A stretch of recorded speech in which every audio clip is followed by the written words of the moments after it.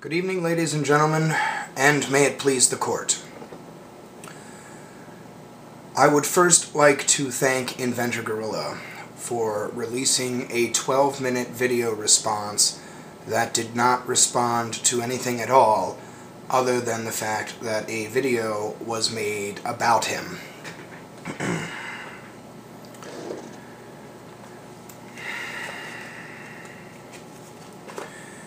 In an effort to make my points a little bit more concise, I slept and scripted them. So you'll have to deal with that.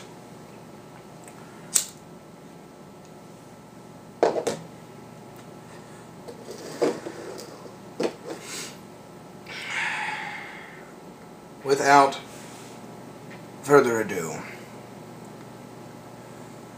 here is my counter-argument to Inventor Gorilla's argument that investigative journalism is a viable tactic in the YouTube community, or what he calls investigative journalism, that is.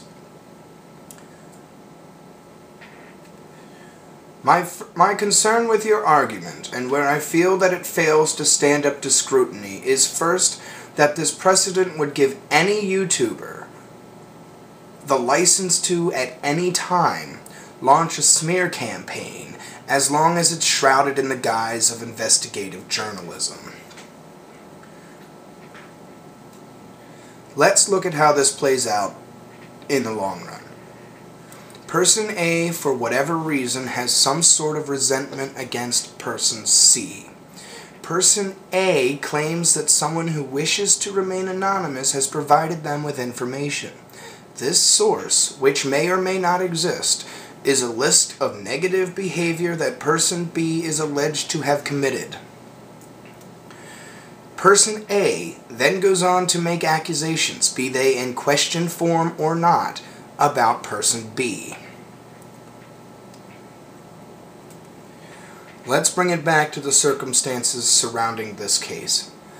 You are looking to make accusations, even though they are in the form of a question.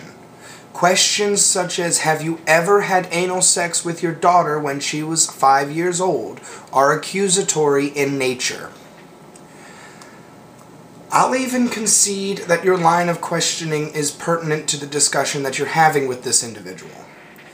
Even if the questioning does not reveal information that's protected by YouTube's privacy guidelines, proving or disproving the accusations would require protected private information to come forward.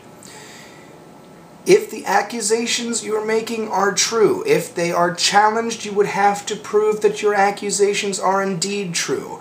And even if you don't reveal the private information yourself, you would be leading your viewers, as well as enemies of your opponent, to that information. For what? To prove that your opponent is a criminal? What does that accomplish? It not only accomplishes nothing, it puts your opponent at risk. It puts the people surrounding your opponent at risk. It's reckless and it's negligent.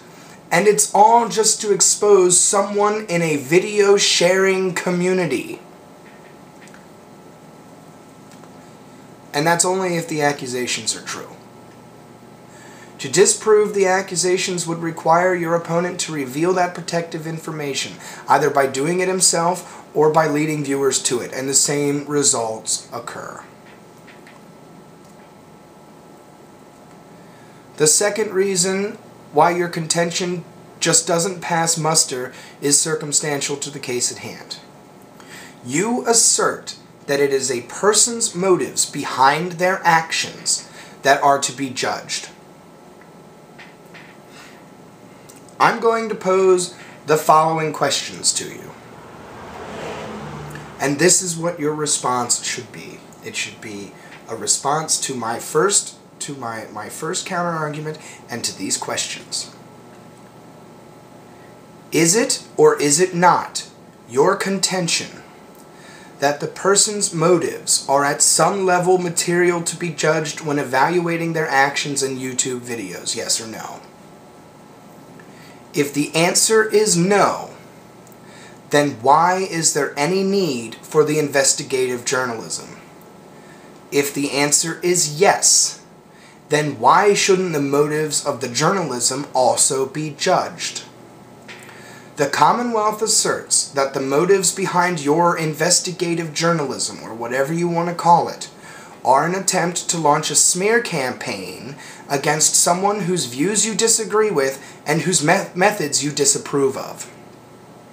From this assertion, the Commonwealth concludes that the investigative journalism, as you call it, violates the spirit of YouTube.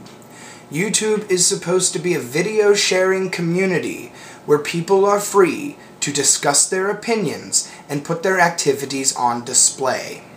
If one disagrees with the opinions of another or disapproves of their actions, it is these things, these opinions or actions, that should be attacked, not the individual themselves.